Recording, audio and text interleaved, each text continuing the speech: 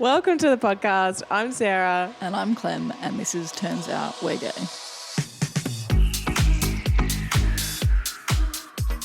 Before we jump into today's episode, we would like to introduce our incredible sponsor, Hinge, the dating app designed to be deleted.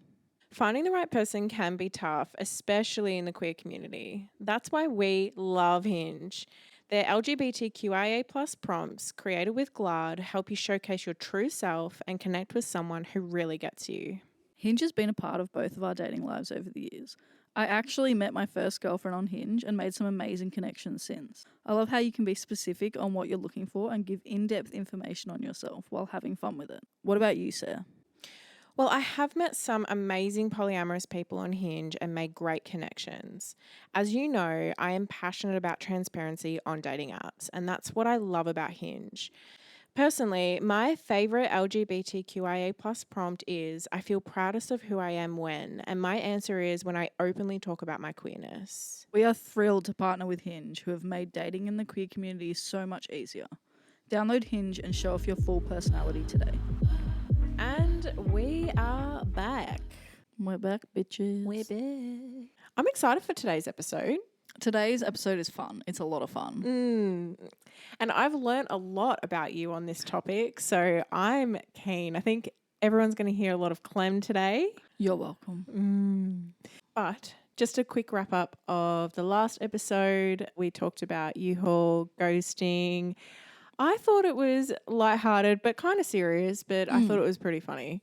Yeah, absolutely. We were in shambles. I'm not sure what happened in that recording day, but we got through it. Yeah. And hopefully sort of gave you a couple of different perspectives and things to sort of think about when it comes to that dating culture. But yeah, we wanted to sort of start off season 2 with a bit more on the dating culture, a bit more on, you know, pop words people are throwing around. And now we're just sort of switching it up real hard because we're going to be talking about TV shows and movies with queer or women-loving women characters. Yeah. And what I mean by I've learnt so much about you is that you love a queer TV show. Oh, I love it. Yeah. I love it. But I think it's more in-depth than just obviously the cheekiness of it. I know. I'm being cheeky. It, for me, was a really big tool in self-discovery of being queer myself. You know, we talk about how you had the opportunity to do poly and to delve into that side of exploring your sexuality. I didn't. It wasn't necessarily that it would never been an option, because I think probably would have been an option with my ex-partner at the time, but I wasn't comfortable with that concept, so it wasn't an option in my mind to sort of explore my sexuality in that sense. But for me, I have a very vivid imagination and I'm a very visual sort of learner and stuff like that. And growing up, I never saw any women-loving women couples on TV. I might have seen the odd men in a gay relationship, but in very much the stereotypical and, I don't know how to word it, but glamorized and just sort of like a concept, not necessarily reality. But I never saw women, and it was such a foreign concept for me. And I think I was just watching, I don't even know which show it was, but I was just watching one of my normal shows. It might have even been Grey's Anatomy. In fact, I think it probably was. It was probably the Cali, Arizona type thing. Actually, do you know what? We're going to just put this in here. We are going to be talking about a lot of different queer characters and queer TV shows, and we're actually going to be talking about moments that happen in the shows. So, spoiler alert to millions of shows, basically. And we probably won't pre-warn you before. Well, it's going to be impossible because we're kind of remembering them as we go sometimes. So, just a FYI, it won't necessarily, I mean, it will change storylines because if we might say this person's with this person or whatever, but I don't think any of them are major upsets and things like that. Like a lot of them, you see it coming pretty quickly. Yeah. Well, actually, maybe not. But anyway, whatever. We're spoiling things. But if you want to know some great queer TV show characters to watch, come here, because I also, not only with what we're talking about today, I have about 400 of them. Not quite, but I've seen almost all of them. Got to the point that I was so intrigued by it that I would be looking up any show that had queer characters. So not You know, there's shows that are based around queer life. You know, you have the L Word, both versions. You have Orange is the New Black and things like that. But it got to the point where I had consumed all of that content and I was like, okay, well, where's a show that has a couple in it or a woman that's a lesbian? And I'll just watch all of that and just really be super keen on those scenes and things like that. Because for me, it was just suddenly they were real. It sounds so ridiculous, but they became real.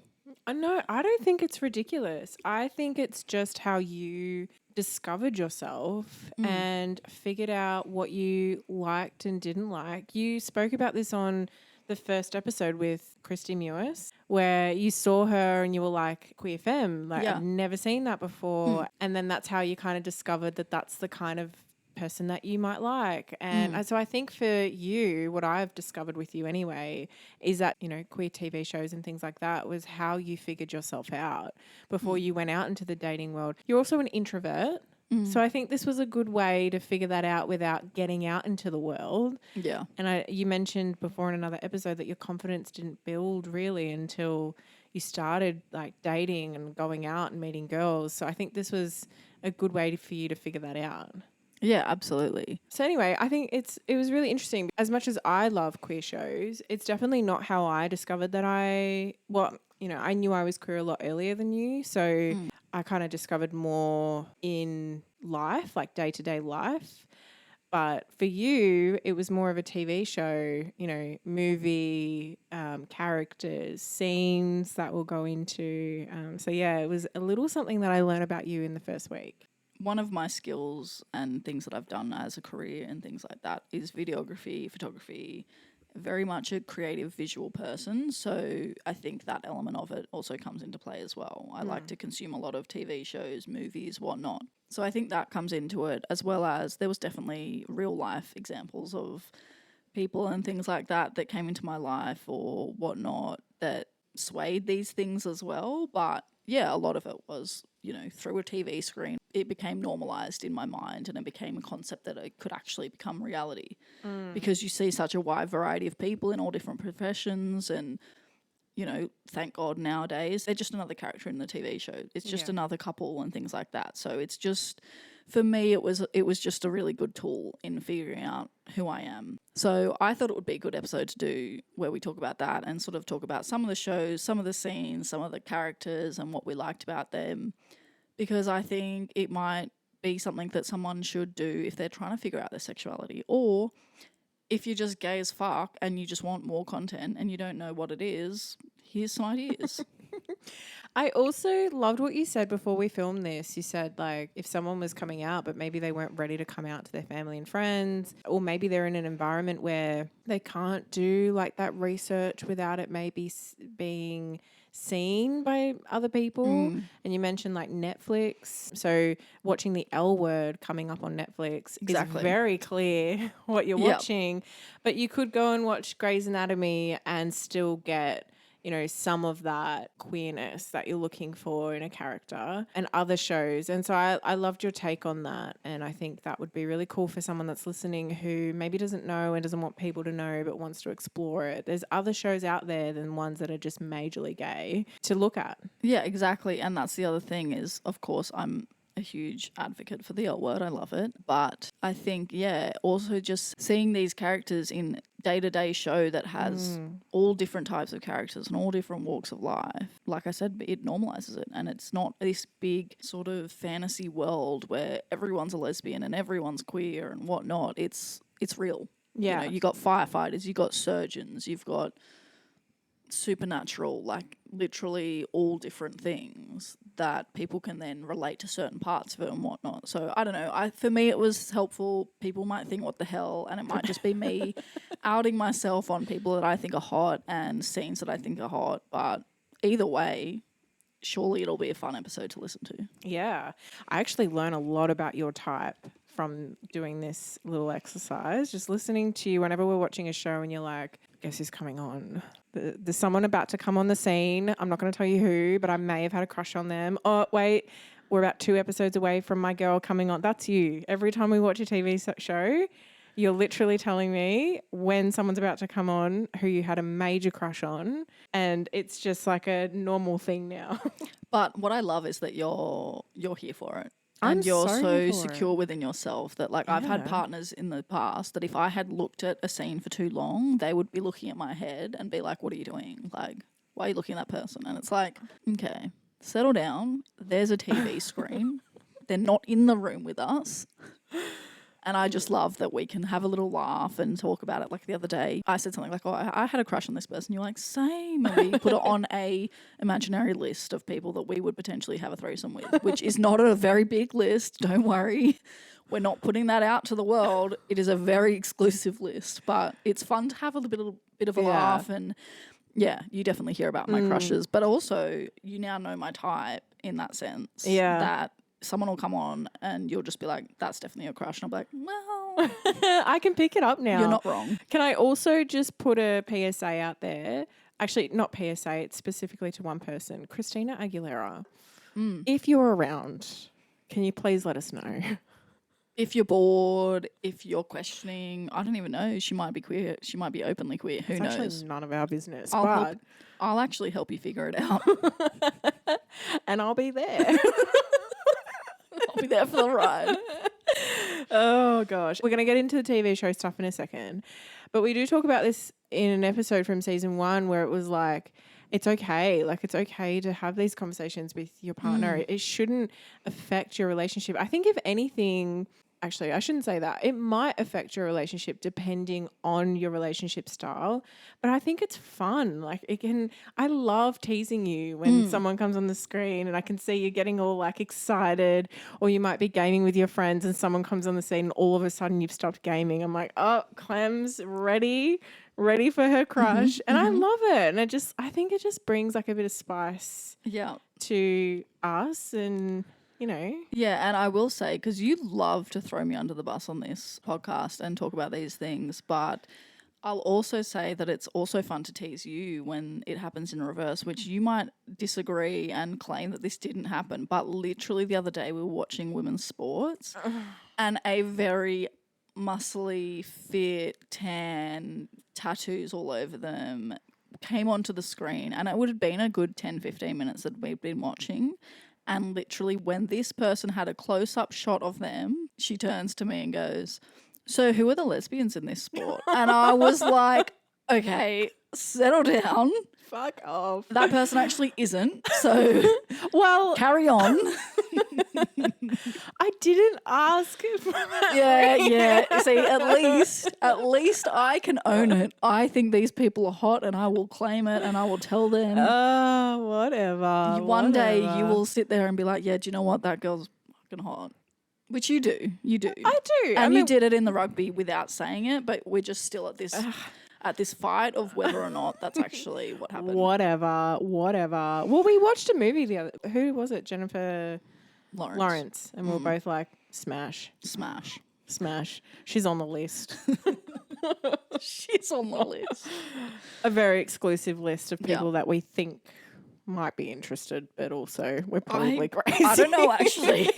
I don't remember confirming that we thought that they were interested. I think that might be in your brain. I just thought that I'd smash them. Smash.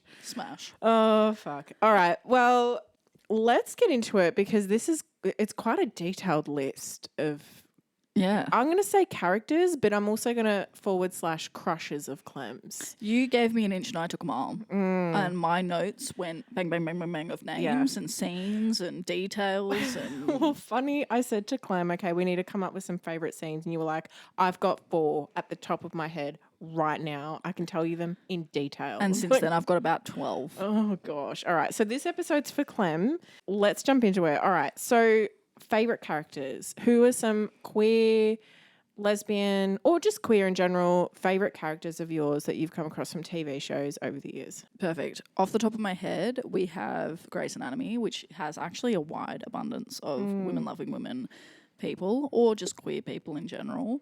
But some favourites of mine, top of the list would probably be Eliza Minnick, who is not in it for long, but what's the word? Smash.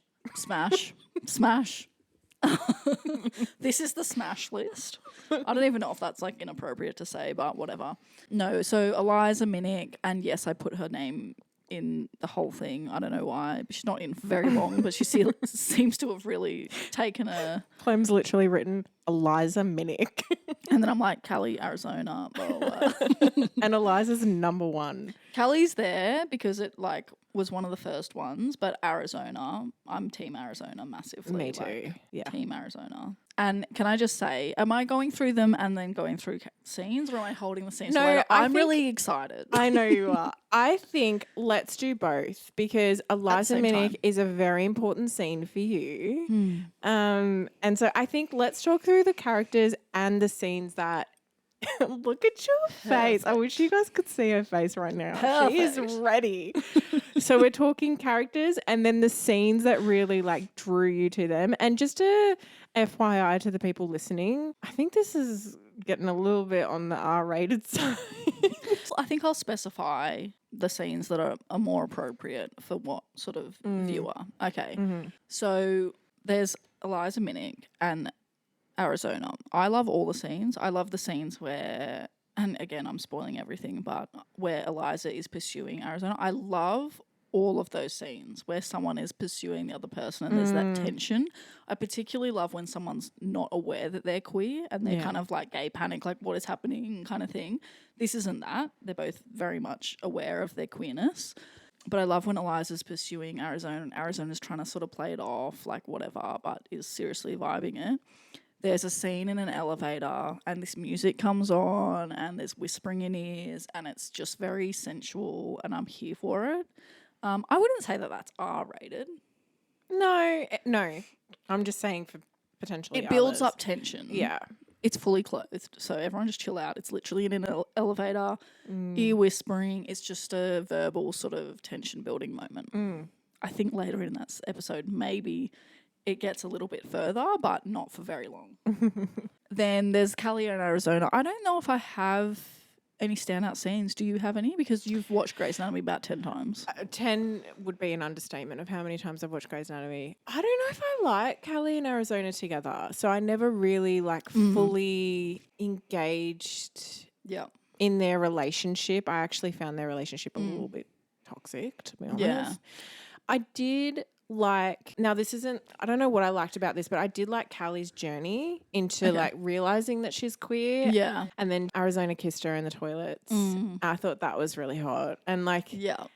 I think that really sticks with me because she doesn't know she's queer. She doesn't know she's gay. She's in the bathroom. She doesn't know what's about to happen. And then Arizona just really like takes control of that situation. Yep. I liked that. Yeah, I don't know, but I don't like their relationship together. But that was something that really like I remembered quite clearly. Like you said, I really love her journey. And I think, of course, we're having a bit of fun with this and there's a lot of sort of steamy scenes and funny little things like that. But also, I think it's really beneficial for people when they're questioning or they think they might be queer and they sort of have to go through those steps in life. You don't have to, but want to come out or things like that. That's a lot of these shows cover those things. Like I said, there's a lot of scenes where someone isn't sure that they're queer until one person comes along or until one moment happens and you see Callie's character develop and have to go through, you know, a parent disapproving and, you know, to the point of potentially not going to the wedding and things like that. Like you cover a lot of those sorts of hurdles and you get to see it sort of play out and how they cope with it and that at the end of the day they're okay a lot of the time, not always, but I think that's really beneficial and, you know, aside from the cheekiness of this episode is another way for people to help cope with a lot of their struggles. Also to sort of see hurdles that might come up that they didn't think of. Yeah. They also come across some challenges with IVF, like later in, so sorry for a spoiler alert, but it's quite later. They try and, you know, have another baby and they have struggles. This also comes up in a lot of other shows where there's queer characters and they try and have a baby in the IVF and the challenges of what it is to be queer and to have a child. And I think that is also really helpful. I know that's not cheeky, but you're right. Like, I think that you can see some natural challenges, and Callie does go through that with her dad and those types of things. But another couple in Grey's Anatomy that I really enjoyed, and this is a massive spoiler alert. Yep. Like, if you haven't seen recent seasons, fast forward this episode maybe 30 seconds because I'm about to spoil something for you. Yeah. Amelia Shepherd and Kai, I loved that storyline. Like, it was so smooth. It wasn't even a process of, am I gay? Am I queer? It was like, I like this person and I'm going to pursue this person. Kai is non-binary. I think that's really cool to bring into Grey's Anatomy, having a non-binary person and that representation. There's a scene where they're in bed together. And I don't know, it was just like I just thought it was really cool. Like, it was just really good to see, like, Amelia, who has been very heavily hetero throughout all the seasons. To our knowledge, I think they make comments in this moment about how they've had their fun and things like that. But, to our knowledge, they've always dated men. Yeah. And it is Amelia. I mean, she's a bit cheeky. But smash. Another crush of Clem's. Chuck her on the list. But Amelia just meets Kai in an episode and is just infatuated by them. And it's just such a natural progression of their relationship. And I thought that was really cool, especially with current times and representation of non-binary, trans, and everyone of diversity. So I thought that was really cool. That's a couple that's really resonated with me for Grey's Anatomy. Who else in Grey's? There's a few. Absolutely. No, I think the same thing. And as I said, a huge fan of that character. I'm being mindful now that the people that didn't want to spoil her may have now come back in. But I will say that I was a huge fan of that process in the show and that moment. I think it was really important. And I believe they dealt with it really well. Going back to the Arizona, because as I've said, smash, big fan, whatnot. She's with Karina at one point, and Karina then goes off to, I'm literally just telling everyone the complete storyline of the whole of Grey's Anatomy, but whatever. Karina then goes to Station 19, which is a spin-off, and dates Maya. I think that's her name. And another one of my favourite scenes is when Karina kind of comes into the office, and it's when they were first starting to talk and they started to connect. And I think Karina brings like lunch or something and it's all sweet and like, oh, here's your lunch, whatever. And Maya's having a bad day and just kind of like shuts her down and was like, get out, like kind of thing. And then realizes what she's done and like kind of closes the door in front of her and is like apologizes, and then they have this really like steamy moment. And it's just like, I don't know, tension. It's a moment where Maya kind of starts to process her sort of challenges in life and things like that as well, and realize her behavior and whatnot, which is, I think, something that us queer people go through, is you constantly need to reflect on your growth and reflect on the behaviour you're putting out to other people and stuff, not just queer people, but any people in general. I'm just worried if I've forgotten anyone. From Grey's? Well, I mean, obviously there's other queer couples. I think we're specifically focusing on lesbian. Oh, she's got another one. I've forgotten one. Oh, God. And this was a very, very, very small moment. Okay, it wasn't a small moment. It had great impact on the rest of the Grey's Anatomy characters' lives, but they weren't in it for very long. But the surgeon that comes in that Arizona ends up getting with. Oh, that is a good episode. During the blackout and the lights go out and they've been avoiding this tension. Well, no, I don't know their name, but they were pursuing Arizona hard, knowing that Arizona was with Callie. They were pursuing her hard. Arizona was turning it down, but feeling it. And then these lights went out and they were like, yeah, all bets are off. The lights are out. For some reason, that means you can cheat. I don't know what was going through their mind, but it was like a big build up and changed the whole course of the show. For the better, I'd say. I think so. What was big tension for me after that was when she was wearing the wrong scrubs. Oh my God, Naughty the noodle. name. No, she had Arizona's wedding ring pinned onto her scrubs because she had, oh my God. And obviously we don't condone cheating. Don't cheat. No, but if the lights go out, the lights go out. No, I'm just kidding. We are literally Spoiler alert. It's not even a spoiler alert. It's like, if you want a breakdown of the entire Grey's Anatomy, we are doing it right now. Yeah. But I don't know, there was just like Arizona had been she was so passionate like before the plane crash. Yeah. Post plane crash she wasn't. And then this episode happened. Yeah. I don't know.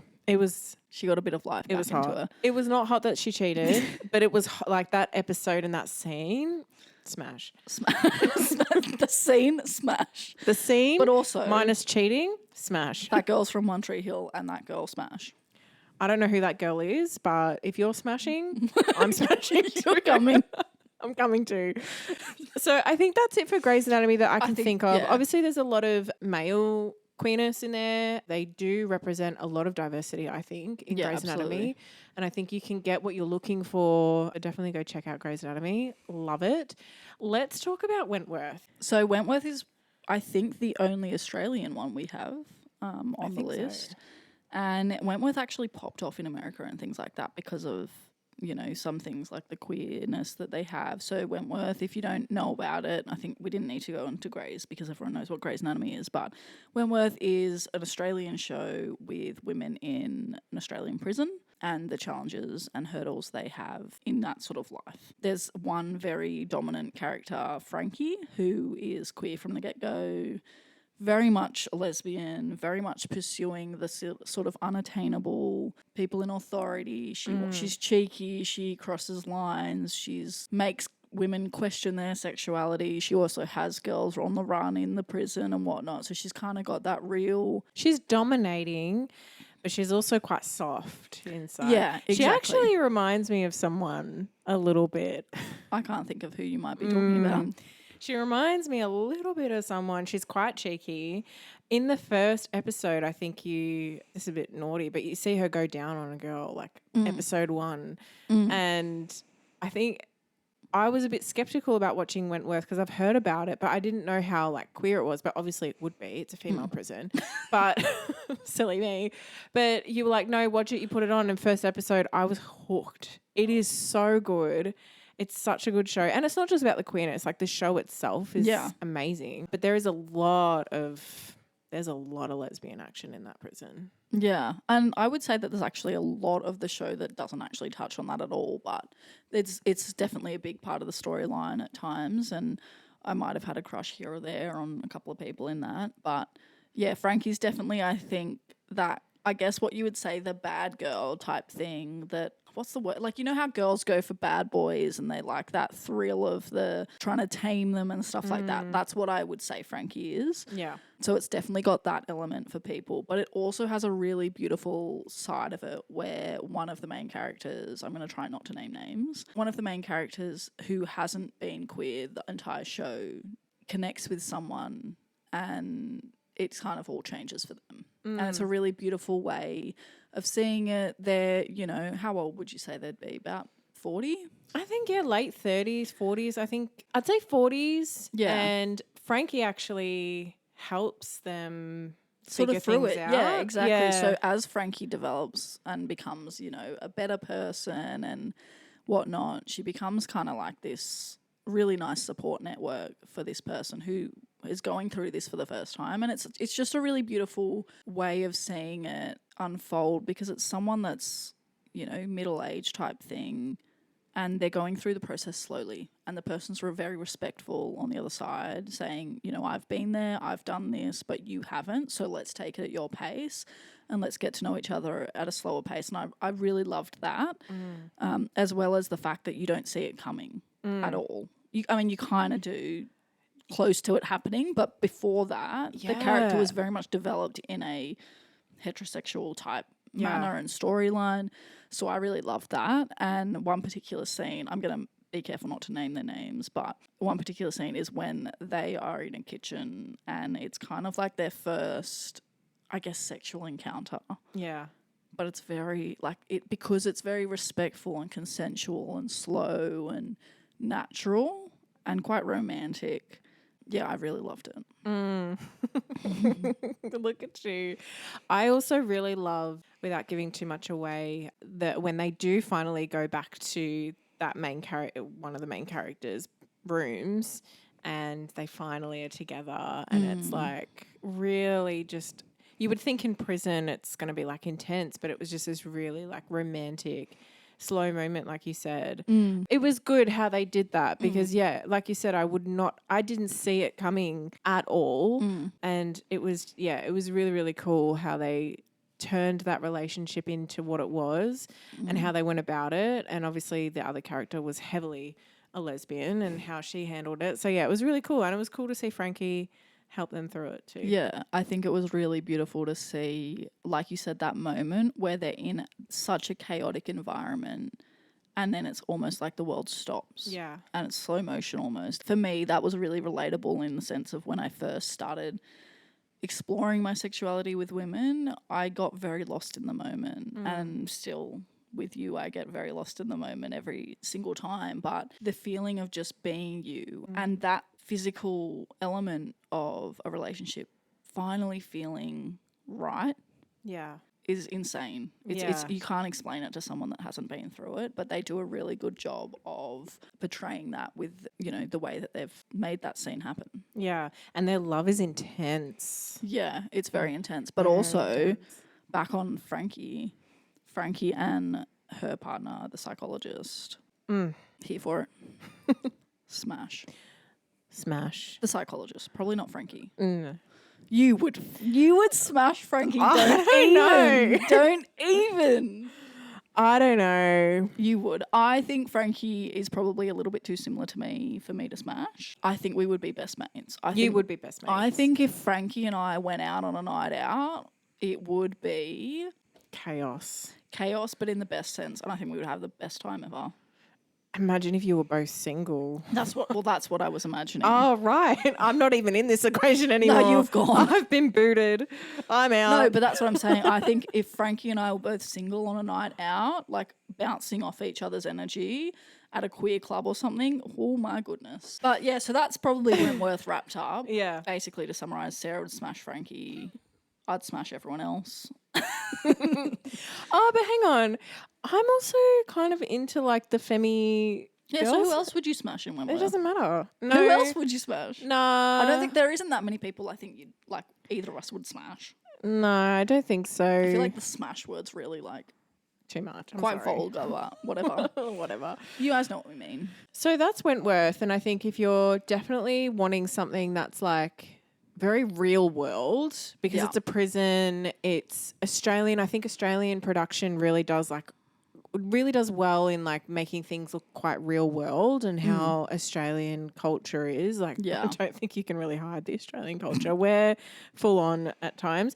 So Wentworth is really great for that and to show what happens like in and out of the prison. Yeah, lots of fun scenes. Yeah. Yeah. Actually, one other scene that I'm going to mention. This whole episode is me just being like, wait, no, I'm not finished with this topic. But one of my other favourite scenes is with Frankie and Gidget. I think her name's actually Bridget or something, but Frankie calls her Gidget. And I think it's just their dynamic is Gidget really puts Frankie in her place and holds her accountable and stuff like that, but also keeps her on her toes. And I love that. And I love that scene. The second governor who had a crush on Frankie and she's like is watching Frankie on the camera and is like really questioning. Yeah. There's actually, there's a lot of tension between her and Frankie. She actually goes into like a sex club at some point. Yeah. And like, and you can just see, I would say it's less about queerness and it's more about her kinks and her exploring her sexual desires more than anything. And that's a really interesting thing to sort of see someone, you know, she's engaged to a man. She's getting this influx of desire and intense emotions towards things and she doesn't know what to do with it and it kind of builds up. And I think that's a really cool, you know, side scene kind of thing to the queerness. We just want to give a quick shout out to our sponsor, Hinge. The LGBTQIA+ prompt, I wish I could tell the younger version of myself, is the prompt in the app that really resonates with me. I would tell my younger self that it's okay to be authentically you. What about you, Sarah? I'd have to say the first time I knew I was gay is such a great question for me. The first time I knew I was gay was when I was around 14 or 15, but I actually didn't come out until I was 26. The LGBTQIA+ prompts are a fantastic way to showcase your true self and meet people who really get you. Download Hinge today. Now back to the show. So there's one other particular scene and show that I would love to cover. You haven't seen it, to my knowledge, Winona Earp. No. Winona Earp is more of a supernatural kind of show.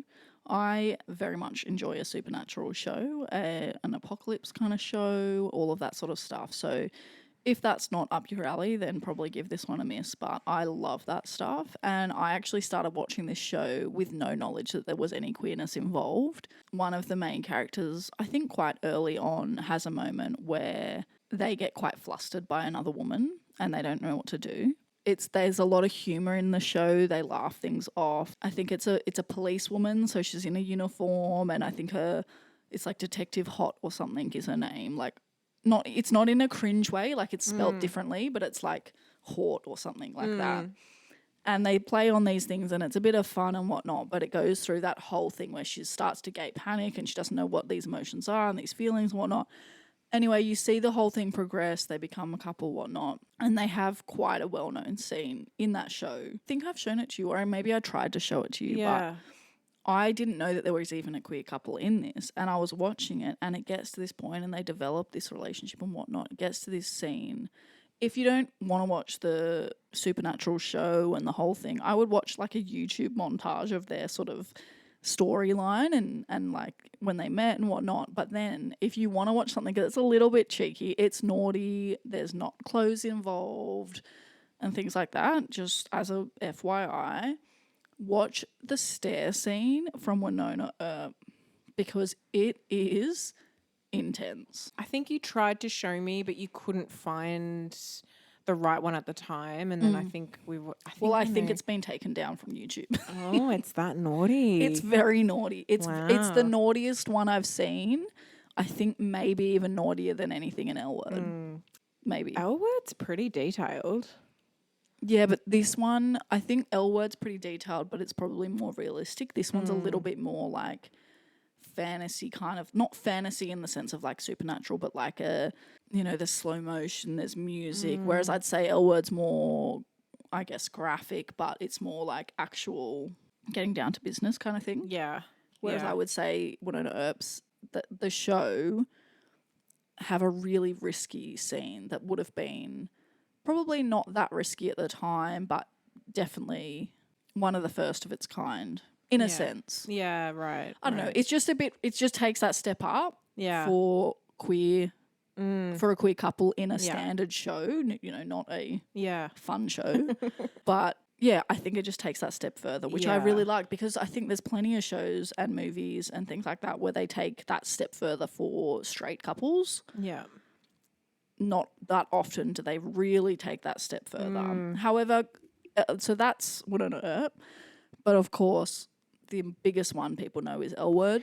And that has a lot of risky sort of scenes for sure. Yeah, 100%. I obviously never watched it before you introduced it to me first weekend, and it was a lot of fun. But what I loved about L Word is I loved all the different dynamics. Like they touch on the different, like the femme and femme. There's like masc with femme. I think there's actually masc and masc at some point. There's poly. There's bisexual.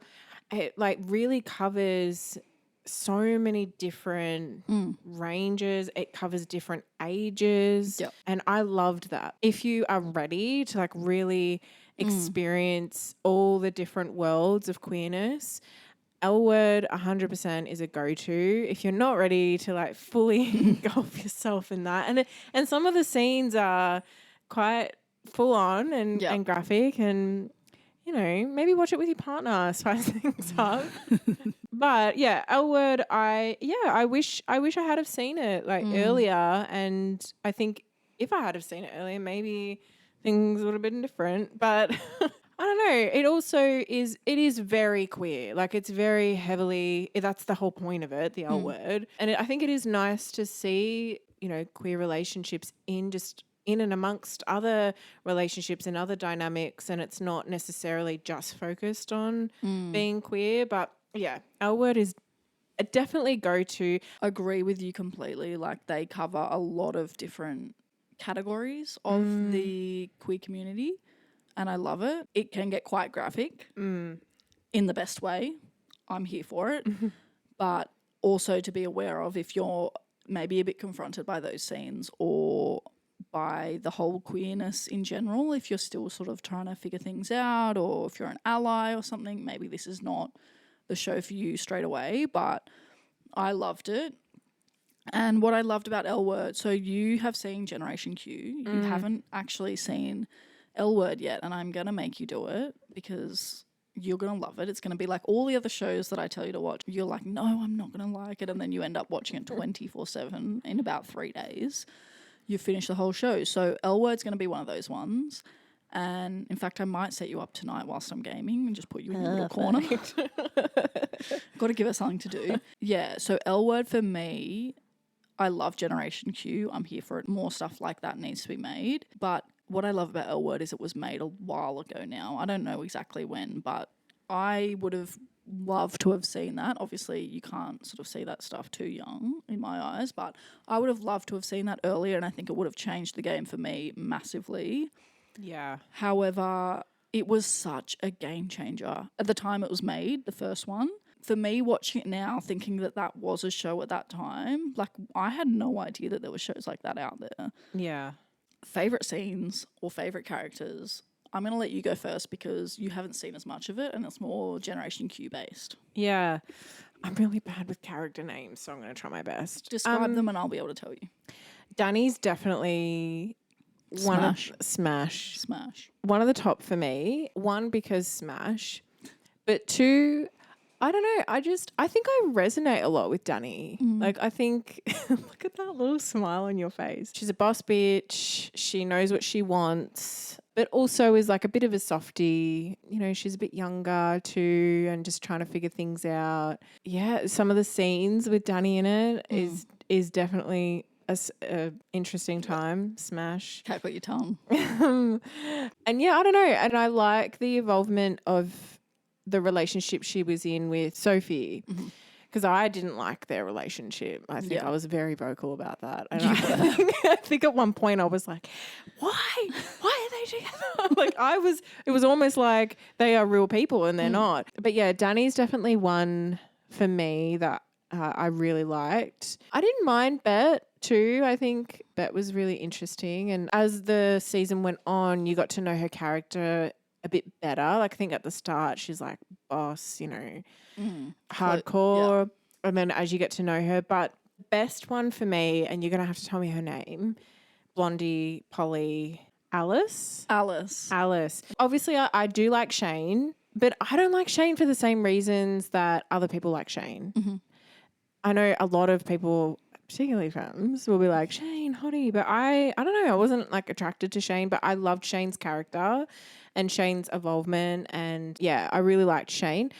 But Alice was my favourite. Yeah. For a few reasons. I love her bi story, her, you know, she tried to explore Polly, it wasn't for her. I don't know. I love her character. Like she's so funny, so extrovert, so out there, so comfortable with herself, doesn't give a shit if you like her or not. Like she just is such a boss bitch and I love her. I really, really loved Alice's character. Yeah, I love how open Alice is. And I think it's going to be so funny and maybe we'll do another episode. If people like this episode, we'll maybe do another one down the track when you finally watch the whole of the original because so much happens in that help you understand. Like you got to know Bet from that Generation Q and whatnot, but like when you see the storyline and the things that unfold in the original one, you are just gonna like your mind is gonna be blown on the thoughts you had for Generation Q and what you learn about these characters and things like that. But I love Alice. She's a laugh, like 100% the funniest character by far. She reminds me of Holly. I don't know why. Okay. I don't know why. Like on a bigger level. Yeah. I think I Alice can see that. has a massive personality. But just how Holly is so like, she's just funny. Yeah. She's really out there, whether you want to put this in a podcast or not, I don't know. No, absolutely. Holly that we had guest on season 1 and she's very fluid as well. And I think there are a lot of similarities. Yeah. They really like remind me of each other. But I just love that. I don't know. Because I'm quite comfortable in myself, especially since coming out. So I don't know, it just really resonated with me for sure. It was Alice. Yeah, for sure. Absolutely. I think for me, love Alice to bits. Smash Danny, 100%. Here for it. Absolutely. I love the scene we mentioned earlier with Gigi and Danny when she's like, fuck Bet Porter. Love it. Here for it. Smash. I'll join in. Perfect. And I'm going to leave my favourite scene of all time till last, but in the original sort of show, I love Shane because I feel like single Clem very much relates to Shane. You see Shane go through a lot and be hurt and things like that, and, you know, make silly decisions and be a bit more avoidant and things like that, and you learn a lot more of her character. And when I was single and sort of, you know, in the middle of not being committing to anyone and stuff like that, I went through a lot of sort of stages that Shane did, and I can understand that character to a deeper level, I think, than some others that maybe just see the surface level of being a fuck girl or a bad girl or whatever. Carmen, who you will see smash, that's a fan favorite, I think, from the original series. Jenny, I hate so much. Oh my god, I hate so much. The actor that plays it very well, and the actor themselves quite hot. I'd probably smash, but Jenny as a character, absolutely not. And then my favorite scene of all time. It's another sort of cheating one, so we don't condone cheating, but it was a hot scene. Actually, I'm all over the shop. I'm so excited about all of these things that I'm literally like, my ADHD brain is bouncing off the fucking walls. I don't know their name, the transgender in Generation Q. yes, I was going to bring them I up. love them. Yes, I love them so much. She literally is gorgeous. Yeah, She is stunning. Smash. Absolutely stunning. And I love their character and the development and everything like that. Side note, putting that to the side, back onto what I was talking about, my favourite scene of all time in L Word, Kalani. I forgot. I knew you had. I forgot Kalani and Shane. Yeah. Dead. Actually dead. When Kalani came on Next Gen, I was deceased. And I knew Kalani was coming. So I was like... Well, as you know, Kalani is not just a smash. Kalani is getting married into the relationship. Like, honestly, drop a knee.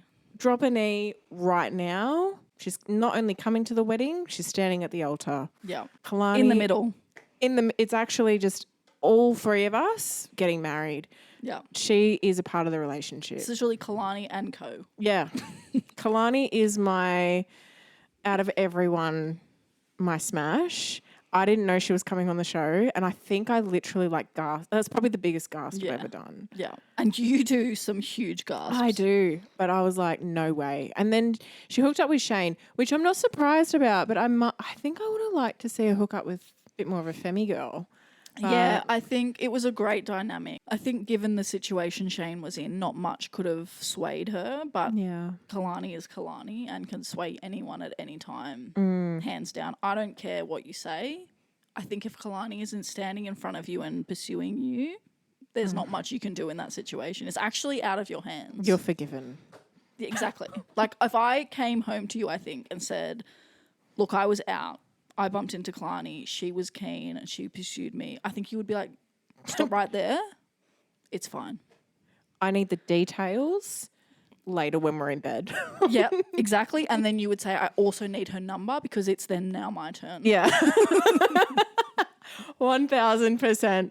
And also after that, she can come over and we can just all have a big party. Yeah, perfect. Poor Kalani. But yeah, so I don't even remember what we're talking about. Kalani's not keen. Like, I don't know. In my mind, Kalani's keen. I am with Kalani. Fucking hell. I don't know where we were at. What the fuck were we talking about? Favourite scene. I think it was Kalani and Shane. Yeah, I don't think much could have swayed Shane. But obviously it's Kalani. But it would have been really interesting with her sort of dominating aura to then have pursued someone more femme. I got a bit excited thinking it was going to be maybe Danny, but it wasn't. That would have been quite the scene, I think. Could you imagine Kalani and Danny? Yeah. Oh. But yeah, so, I mean, there's plenty. And there's obviously some great guest appearances. I also thought Fletcher and Danny were going to get together. But as soon as someone comes in, I'm like, Danny. Get it, Danny. Go, girl. And Danny did not get it. And Danny doesn't really like to get it either. Danny's like quite... Unless she's in a relationship. Yeah, she's a little bit more like, oh, how do I date? And it's like, I think if they did another season, I would be like, let's get Danny to be like single era. Let's get it. It would pop off. But anyway, I think we really need to wrap the whole episode up. But not only that, the L Word. I did want to just run through a couple more. Like I said, I have a very long list, so I can always do this content if anyone needs it. But some other ones we wanted to mention. Atypical is another sort of PG kind of rated one. Not PG, it's definitely not PG.